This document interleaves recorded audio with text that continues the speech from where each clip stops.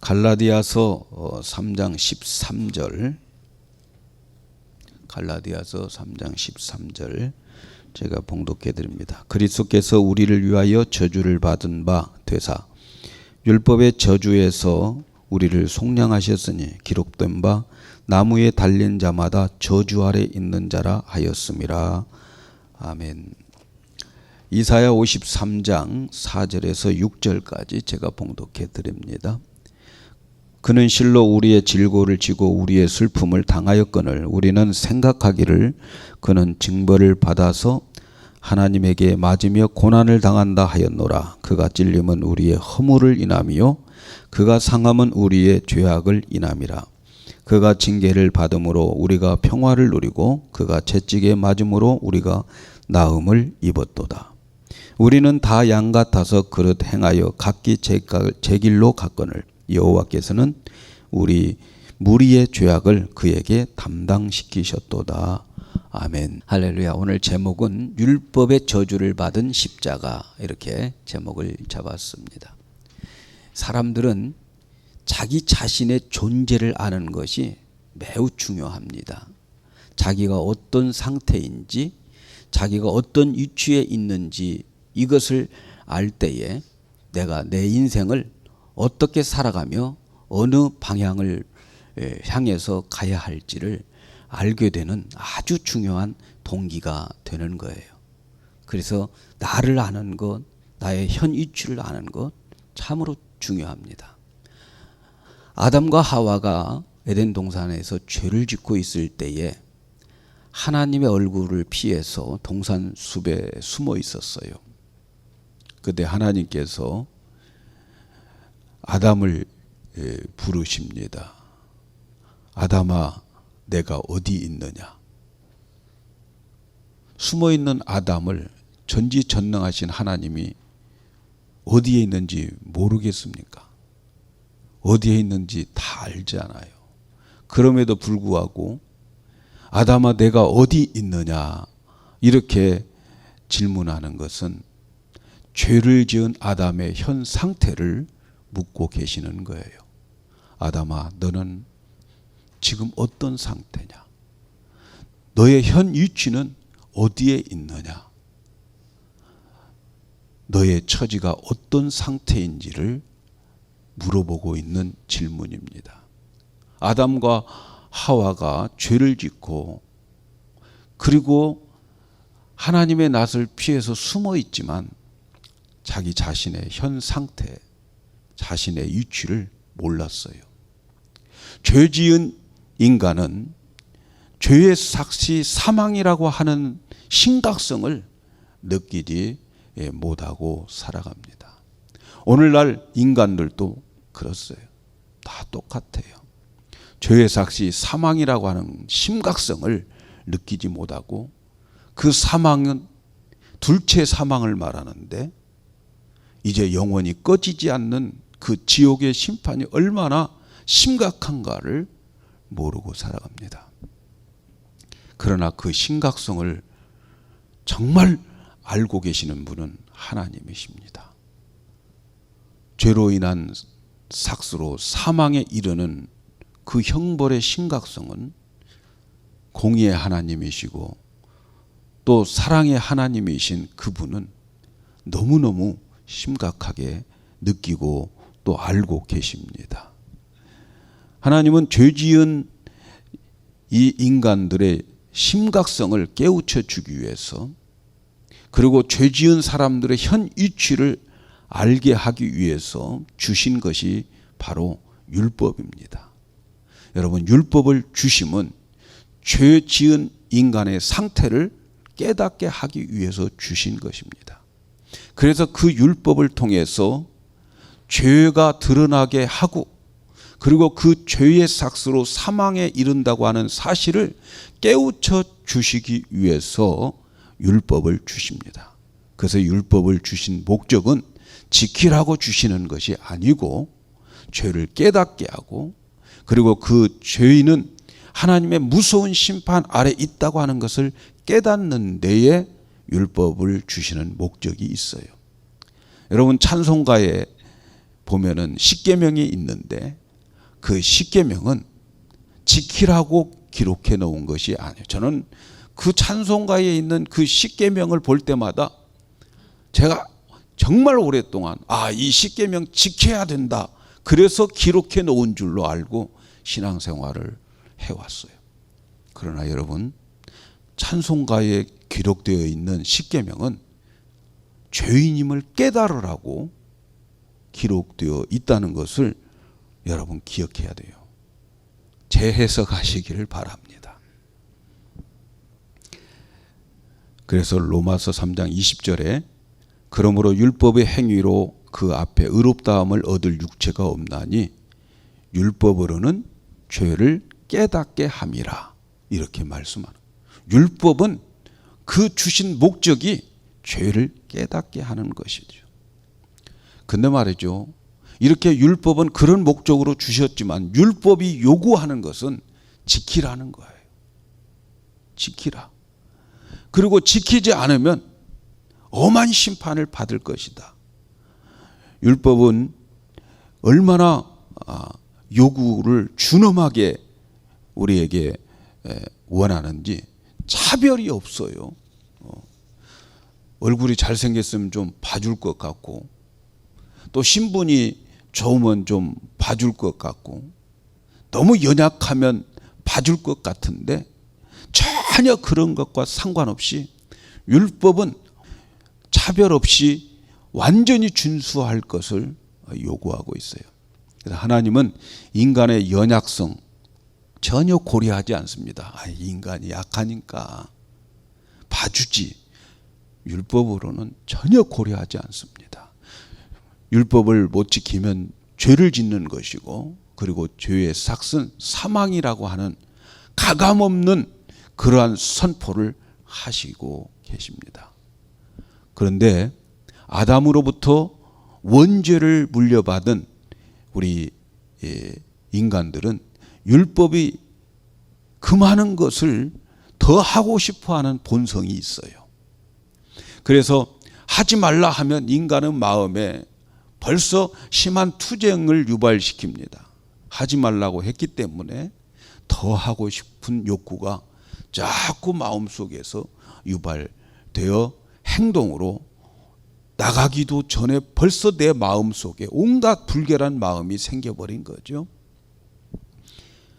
행동으로 나가기 전에 내 안에서 그 율법으로 인해서 불결한 마음이 생기지는 것, 마음으로 죄를 짓는 것, 이것도 예수님은 죄라고 말씀하죠. 또 율법이 하라고 하는 것도 오히려 하지 않으려고 핑계를 대고 알리바이들을 고안해내는 거죠. 이래서 안 한 거야. 자꾸 핑계를 대고 알리바이를 고안해가지고 안 해도 되는 이유를 자꾸 만들어내는 거예요. 그러나 마음속 깊은 곳에는 하라고 한 걸 안 했어도 핑계가 있고 알리바이가 성립이 돼도 내 안에서 죄책감은 사라지지 않습니다. 이렇게 율법은 죄의식을 증가시키고 그리고 나가서 죄를 생산해내게 되는 거예요. 그래서 율법을 주신 것은, 성경은 죄를 더하게 하기 위해서 주신 거라는 거예요. 하나님께서 율법을 주신 것은 아담 이후 인간의 원죄를 가지고 있기 때문에 죄가 나타나게 되고, 그 죄로 인하여 인간은 하나님의 진노와 심판을 받게 된다는 것을 깨닫게 하기 위해서 주신, 그것이 인간의 현 위치를 깨달으라는 거예요. 너의 자신을 알라는 거죠. 결국 율법 준수의 길에는 자기의 무능과 무력한 존재임을 깨닫고, 인간은 율법의 준엄한 선언에 사망에 빠질 수밖에 없다고 하는 자신을 발견하는 거예요. 그래서 인간은 이러한 좌절과 낭패의 상황에서 바랄 수 있는 것은 자기들의 그 율법을 지킬 수 없는 괴로운 이 무거운 죄의 짐을 대신 담당해 주어서 그래서 나의 모든 것을 해결해 줄 율법 준수의 완성자를 고대하게 만드는 거죠. 나는 못 지킨다. 그래서 나는 죄가 있다. 그리고 죄의 삭수로 나는 사망에 이른다. 누가 나를 이 율법에서 구원해 줄까? 이 죄와 사망에서 누가 나를 구원해 줄까? 그래서 율법을 통해서 자기들을 대신해서 율법을 지켜줄 율법의 완성자를 찾는 거지요. 다시 말하면 메시아를 대망하게 만드는 거예요. 예수님을 기대하게 만들고 바라보게 만드는 거죠. 결국 아담을 비롯한 아담의 후손들에게는 원죄가 있기 때문에, 그 죄의 뿌리가 있기 때문에 죄 안 지려고 해도 그 뿌리가 올라와서 죄를 짓는 존재들이지요. 그래서 아담의 후손으로부터는 죄가 없는 자가 없어요. 죄를, 율법을 지킬 자가 없는 거죠. 그래서 하나님께서 지난주에 말씀드린 대로 여자의 후손이 남자의 씨를 통해서 오지 않는 여자의 후손을 이 땅에 보내주어 가지고 그 후손이 사단에게 망해버린 인간들을 구원해 주시겠다 하는 거지요.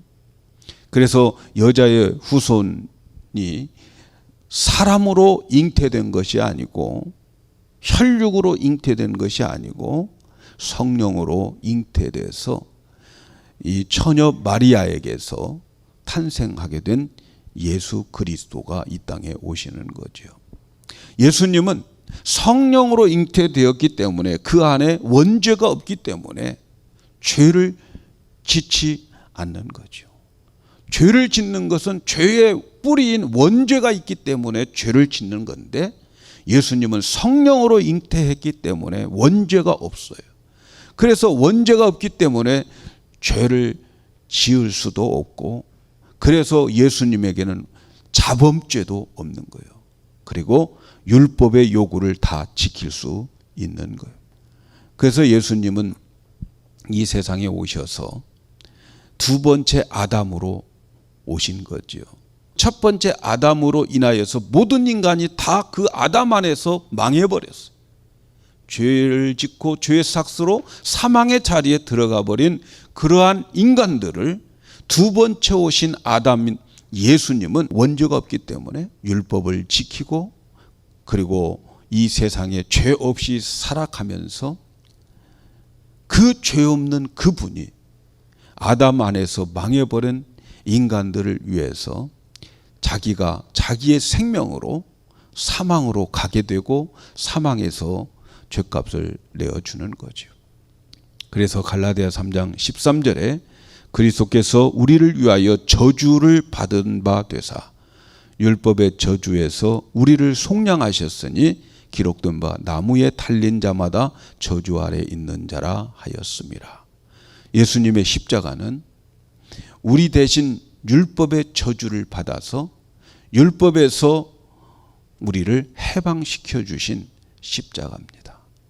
이제 우리는 율법이 정하고 그리고 율법이 정죄한 그 사망의 자리에서 예수님이 저주를 받아 우리를 위해 모든 것을 대속해 주신 그 예수님의 공로를 의지하여 예수님의 옷을 입고 하나님 앞에 가서 의롭다 함을 받는 거죠. 우리의 의가 아니고 하나님이 만들어 주신 예수 그리스도의 의를 우리가 덧입고 주님 앞에 가게 되는 거죠. 그것이 하나님의 의그.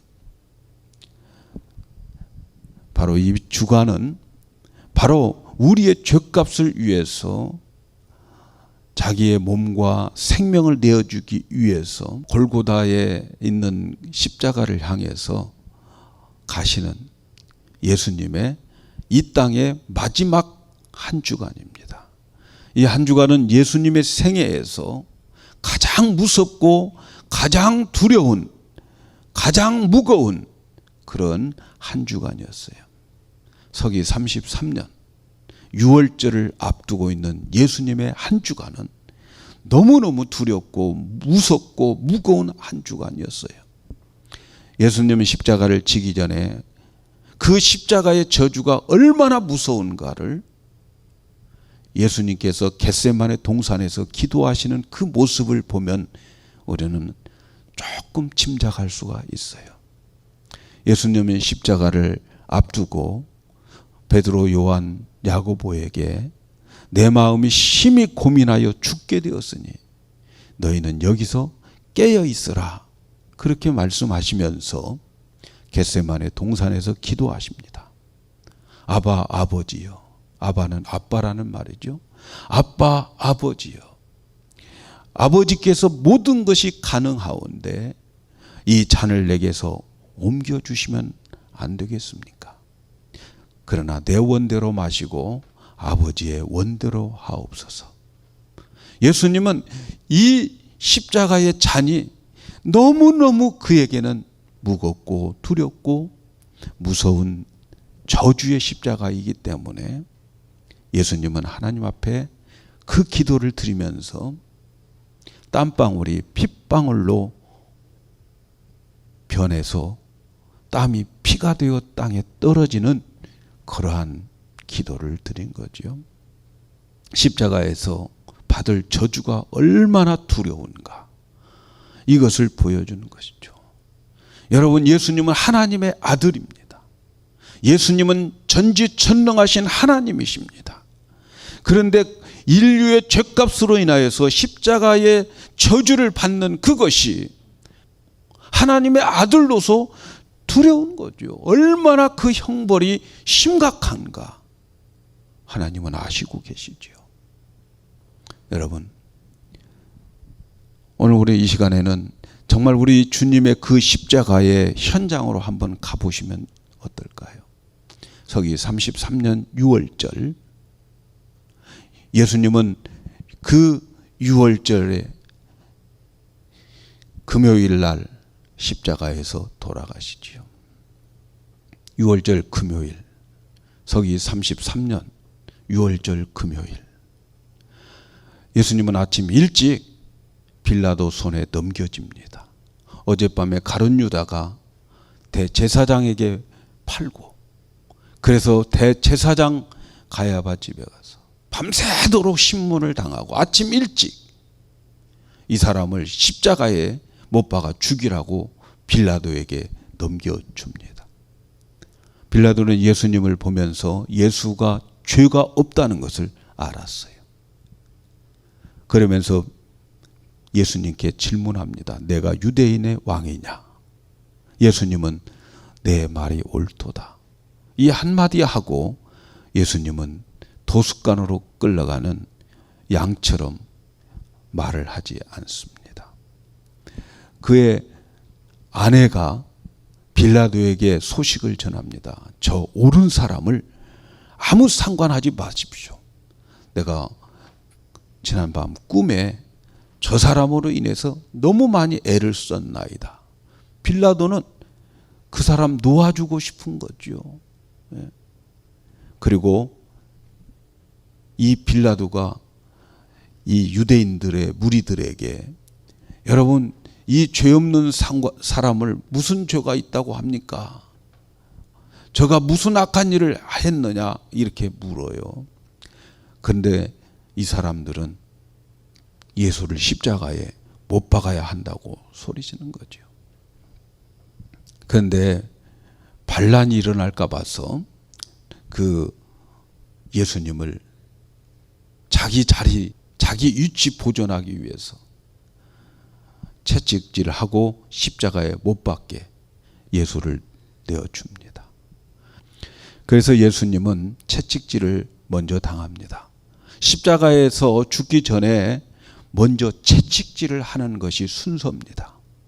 왜냐하면 십자가의 고통이 너무너무 힘들고, 어떤 사람은 십자가에 한번 매달려 놓으면 일주일 동안 신음하고 고통하면서 죽어가는 사람도 있고, 어떤 사람은 2주 동안 그렇게 십자가에서 신음신음 죽어가는, 최고의 고통을 받으면서 죽어가는 그 흉악한 처형법이기 때문에 십자가를 지기 전에 먼저 채찍질을 하게 하는 거예요.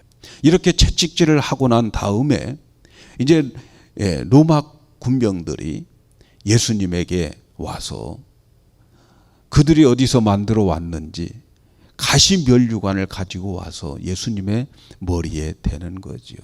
그것은 예수님을 조롱하기 위해서 금면류관 대신 가시면류관을 만들어서 예수님의 머리에 씌웁니다. 가시에 찔릴까 봐서 조심스럽게 올려놓는 것이 아니고 힘센 무자비한 이 로마 군병들이 예수님의 머리 위에 가시면류관을 올려놓고 힘껏 눌러버립니다. 그리고 예수님의 머리에서는 가시가 박히고 박힌 자리에서 피가 흐르게 되는 거지요. 군중들은 가시면류관을 쓰신 예수님 오른손에 갈대를 쥐어주는 거죠. 예?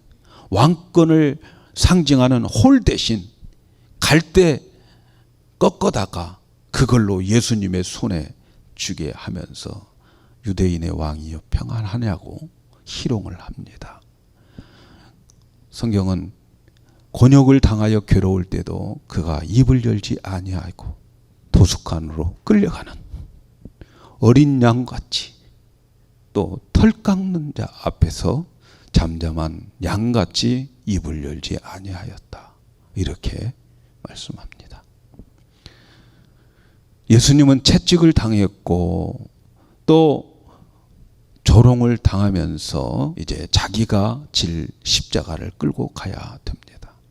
어젯밤부터 신문을 당하고 조롱을 당하고 채찍질 당하고 모욕을 당한 그 예수님은 사실은 이 십자가를 끌고 갈 수 있는 힘이 없어요.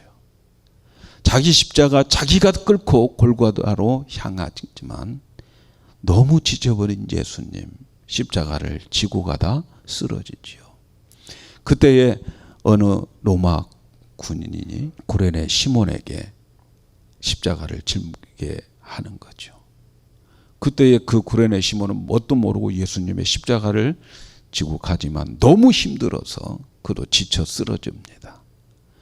할 수 없이 예수님이 그 십자가를 지고 골고다로 가셔야 됩니다. 예수님은 이제 십자가를 끌고 골고다에 가셔서 그 십자가 내려놓고 그리고 예수님을 십자가에다가 묻기 위해서 십자가에 눕힙니다.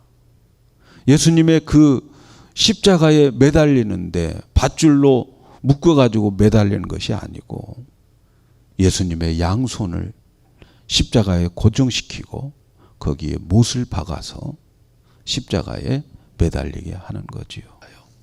그래서 예수님은 십자가에 이렇게 양손에 못으로 그리고 발목에 못으로 십자가에 고정시키고 그리고 그 예수님을 십자가 위에 이제 매달려 놓게 되는 거지요. 지나가는 사람들이 예수님에게 모욕합니다. 야, 너 하나님의 아들이라며. 네가 하나님의 아들이면 네 자신을 구원해야 될 게 아니냐. 십자가에서 내로라고 합니다. 대제사장과 서기관들, 장로들은 비웃습니다. 저가 남들은 구원하고 자기는 구원받지 못한다. 십자가에서 내려오라. 십자가에서 내려오면 우리가 믿어주마. 조롱을 합니다. 그러면서 시간은 어느덧 3시간이 흘러요. 12시에 십자가에 못 박혀 매달린 예수님. 그리고 3시간이 지난 후에 예수님의 그 고통은 말할 수 없는 십자가의 저주였어요. 예수님께서 평소 때 겟세마네 동산에서 기도할 때만 해도 아버지여 이 잔을 내게서 멀리 해 주실 수 있지 않습니까? 아버지라고 불렀던 그 예수님은 십자가 위에서 하나님을 부르는데 엘리 엘리 라마 사박다니 이때에 아버지라고 감히 부를 수가 없어요. 왜냐하면 그 자리는 저주의 자리이기 때문에. 그래서 하나님이라고 나의 하나님 어찌하여 나를 버리십니까? 이렇게 하나님께 호소하는 거죠. 감히 십자가 위에서 저주받는 그 순간에 하나님을 아버지라고 부를 수 없는 그 자리에서 예수님은 그 고통을 당하고, 그 고통을 당할 때 하나님도 아프고 예수님도 아프고, 하나님은 이 세상 오후 3시인데도 세상을 깜깜하게 만들어 버리게 됩니다. 비명이 들리지요. 아버지여, 내 영혼을 아버지 손에 부탁하나이다. 그리고 그 어둠을 뚫고 들려오는 외마디가 있었어요. 다 이루었다. 다 이루었다. 그리고 예수님은 운명하신 거지요. 마지막으로 로마 군인들이 예수님의 옆구리에 무참하게 창을 찔러대는데, 예수님의 마지막 그 몸에 남아있는 피와 물이 그 옆구리에 창을 통해 찔르는 창을 통해서 다 쏟아져 버리게 되는 거지요. 예수님은 십자가에서 죽으심으로 인해서 성경은 이렇게 말씀합니다. 갈라디아 3장 13절, 그리스도께서 우리를 위하여 저주를 받은 바 되사 율법의 저주에서 우리를 속량하셨으니 기록된 바 나무에 달린 자마다 저주 아래 있는 자라 하였음이라.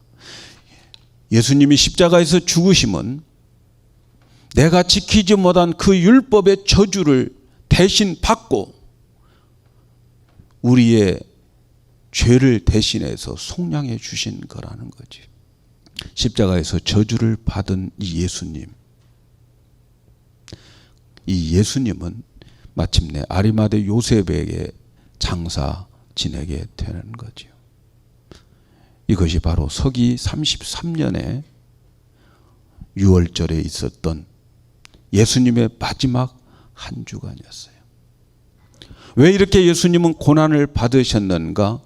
이사야 선지자는 십자가 사건 700년 전에 예언을 하기를 이것은 우리를 위해서 죽으신 대속의 고난이라 이렇게 말씀합니다. 예수님의 죽음, 예수님의 십자가는 우리가 받아야 할 그 저주를 대신 받으신 거죠. 사랑하는 여러분, 오늘 우리는 이 골고다의 십자가에서 우리를 위해서 저주를 받으신 주님을 한번 만나보시고 그 주님의 그 몸을 한번 만져보시기를 바랍니다. 아리마대 요셉은 예수님의 십자가를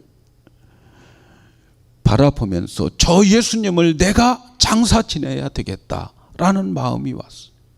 그래서 그 시체를 요구하고, 그리고 그 시체를 이제 내리기 위해서 십자가에다가 사다리를 놓고 예수님의 시체를 내리게 됩니다. 십자가에 아직도 예수님의 그 피가 끈적끈적하게 적셔 있습니다. 이제 아리마대 요셉이 예수님의 그 시체를 내리기 위해서 그의 손과 발에 못을 제거하고, 그리고 그 시체에 받아내기 위해서, 내리기 위해서 옆구리를 만졌을 때에 그 옆구리에 창자국에 아리마대 요셉의 손이 쑥 들어갔을 것입니다. 아마 그 모든 자국들은 처음보다 더 훨씬 커졌어요. 땅바닥에 놓인 예수님 시신을 일으키려고 옆구리를 잡았을 터인데 그 옆구리에 상처난 창자국에 그의 손이 들어갔을 때에 그는 어떤 생각을 하셨을까? 아리마대 요셉은 어떤 생각을 하셨을까? 여러분, 바로 이 예수님의 시체 앞에 서 있는 아리마대 요셉처럼 오늘 저와 여러분은 정말 우리의 이 감정을 가지고 한번 그분의 상처를 한번 만져볼 수 있기를 바랍니다. 내 앞에 그렇게 죽어 계신 예수님의 시체를 부둥켜 안고 여러분, 그 예수님의 시체 앞에서 무슨 말을 하고 싶습니까? 지금 내 앞에 나 때문에 그렇게 처참하게 죽어 있는 예수님 앞에 여러분 맨 처음에 꺼낼 말이 뭐가 있겠습니까? 나 때문에 당하면서 죽으신 예수님께 어떤 마음을 여러분 표시하고 싶습니까? 이 예수님을 생각하면서 오늘 지금 내가 이 땅에서 당하고 있는 이 고난들을 비교해 본 적이 있으십니까? 이 예수님을 생각하면서 나의 신앙생활을 한번 살펴보면서 생각해 본 적이 있습니까? 이 예수님의 시신 앞에서 신앙생활 너무 힘들어요. 십자가가 너무 힘들어요. 이렇게 말할 수 있을까요? 이 예수님 시신 앞에서 하나님, 나는 좀 편안하게 살고 싶다고, 편한 길을 좀 허락해 달라고 십자가 짓지 않게 해 주시라고 기도할 수 있을까? 오늘 여러분은 바로 이 예수님의 십자가에서 막 내리신 그 시신 앞에서 바로 그분을 한번 정말 여러분의 감정으로 만져보시기를 바랍니다. 서기 33년에 그 사건이 바로 나를 위한 사건임을 믿지 못하면 여러분, 아직도 우리는 예수 믿는 자가 아니고 아직도 죄의 문제가 해결되지 않은 사람입니다. 그 예수님의 시신을 만지면서 억누를 수 없는 감정, 감사, 내 마음에, 내 입술에 진실로 나와야 될 줄로 믿습니다. 예수님이 나의 죄 때문에 피를 흘리셨군요. 목매인 감사가 나의 입술에서 흘러나와야 될 줄로 믿습니다. 그리고 십자가에서 나의 죄의 형벌의 무서움을 깨달으셔야 돼요. 동시에 나의 죄사함도, 그리고 내가 율법으로부터 자유함을 얻었다는 것도 믿으셔야 됩니다. 여러분, 오직 예수님만 붙잡으면 됩니다. 구원의 길은 율법을 지킴으로 얻는 게 아니고 바로 그 저주받은 예수님을 내가 붙잡고 바라고 믿고 영접하는 거예요. 사랑하는 여러분, 우리는 오직 이 예수만 붙잡고 가셔야 됩니다. 율법을 지켜서 하나님 앞에 떳떳하게 하려고 하는 그런 자들은 예수의 십자가를 못 믿기 때문에 성경은 그런 자들을 저주를 받는다라고 갈라디아서 3장 10절에서 말씀하고 있습니다. 사실 오늘이나 바울이 살고 있는 그 시대나 유대주의의 혼합주의자들이 있었어요. 그 유대주의 혼합주의자들이 예수님의 십자가를, 그 공로를 약화시키는 자들이 있었어요. 그들은 우리는 예수도 믿고 그리고 율법도 행해야 된다라고 하는 거죠. 예수님이 십자가에서 죽으신 것은 우리가 지키지 못한 그 율법을 다 지키시고 그 율법의 저주를 받으신 건데, 그 십자가의 효력이 뭐가 부족해서 우리가 율법을 지켜야 된다고 주장하느냐는 거죠. 그래서 바울은 갈라디아서를 쓰게 되는 겁니다. 오늘날도 예수 믿으면서 그 혼합주의의 유대주의자들이 너무 많이 있어요. 예수 믿으면서도 왜 저거 안 하지? 왜 저렇게 안 하지? 왜 저러지? 우리가 안 하는 그것 때문에 예수님 십자가에서 죽으시고 다 해결하셨습니다. 그런데 우리가 예수도 믿고 이것도 행해야 구원이 우리에게 있다라고 생각하고 이것 행해야 자유롭다고 생각한다면 갈라디아서 5장 4절에 율법 안에서 의롭다함을 얻으려 하는 너희는 그리스도에게서 끊어지고 떨어진 자로다, 이렇게 말씀합니다. 율법을 통해서 의롭게 되려고 하면 그리스도와 상관없어요. 은혜에게서도 떨어진 자들입니다. 그렇다면 우리는 율법 필요 없느냐? 아닙니다. 우리에게 율법은 십자가에서 나를 위해서 저주를 받으신 그 예수 그리스도를 알고, 그리고 그 아는 자들이 이제는 성령이 우리 안에 오셔서 그 율법이 그리스도인의 생활 규범으로 성령님께서 적용시키고 성령님께서 내 안에서 이루어 가게 하시는 것. 우리 율법 필요 없는 게 아니에요. 그러나 이 사실을 믿는 자들에게 그리스도인의 생활 법칙으로 적용되는 거지요. 십자가에서 저주받은 주님의 시체 앞에 여러분 이렇게 말하면 될까요? 예수님, 제가 잘못했어요. 앞으로 제가 율법을 잘 지키면서 살게요.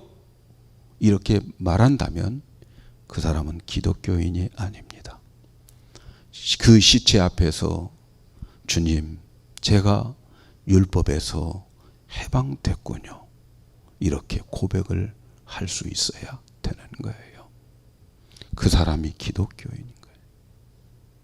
주님 앞에 나와 예배할 때마다 주님, 제가 너무 율법을 못 지켰어요. 이번 주에는 잘 지킬게요. 기독교인 아닙니다. 예수와 상관없습니다. 우리는 그저 주님 앞에 나와서 주님, 내가 못 지킨 이것을 주님이 십자가에서 저주를 받으셨군요. 그 은혜와 그것에 감사할 수 있는 자들이 되어야 될 줄로 믿습니다. 그분 앞에 영원한 감사를 드리는 자들이 되어야 될 줄로 믿습니다. 이제 성령이 우리 안에 오셔서 믿음을 강화시켜 주시면 그리스도 안에 있는 자들에게 율법을 지킬 수 있는 그 영을 따라 살아가게 하는 능력을 받게 되는 거죠. 근데 그것은 기도해야 되는 거죠.